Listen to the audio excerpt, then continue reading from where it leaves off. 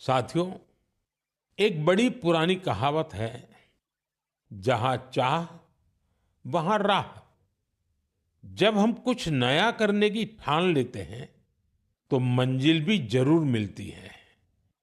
आपने पहाड़ों में उगने वाले सेब तो खूब खाए होंगे, लेकिन अगर मैं पूछूं कि क्या आपने कर्नाटका के सेब का स्वाद चाखा है, तो आप हैरान हो जाएंगे।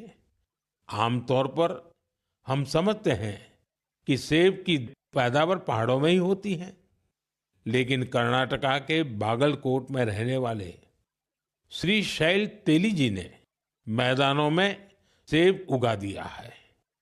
उनके कुलाली गांव में 35 डिग्री से ज्यादा तापमान में भी सेब के पेड़ फल देने लगे। दरअसल श्रीशैल तेली को खेती का शौक था, तो उन्होंने सेब की खेती को भी आजमाने की कोशिश की और उन्हें इसमें सफलता भी मिल गई। आज उनके लगाए सेब के पेड़ों पर काफी मात्रा में सेब उगते हैं, जिसे बेचने से उन्हें अच्छी कमाई भी हो रही है। साथियों, अब जब सेबों की चर्चा हो रही है, तो आपने किन्नौरी सेब का नाम जरूर सुना होगा। सेब के लिए मशहूर किन्नौर में केसर का उत्पादन होने लगा है। आमतौर पर हिमाचल में केसर की खेती कम ही होती थी, लेकिन अब किन्नौर की खूबसूरत सांगला घाटी में भी केसर की खेती होने लगी। ऐसा ही एक उदाहरण केरला के वायनाड का है।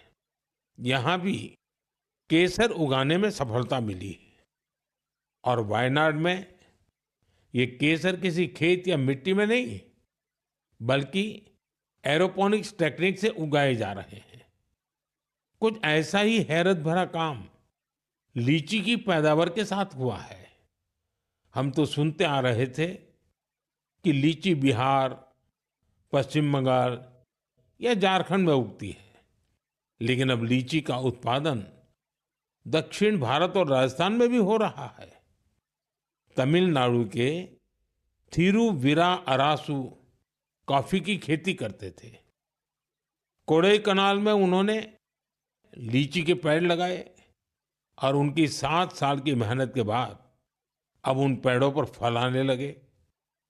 लीची उगाने में मिली सफलता ने आसपास के दूसरे किसानों को भी प्रेरित किया है।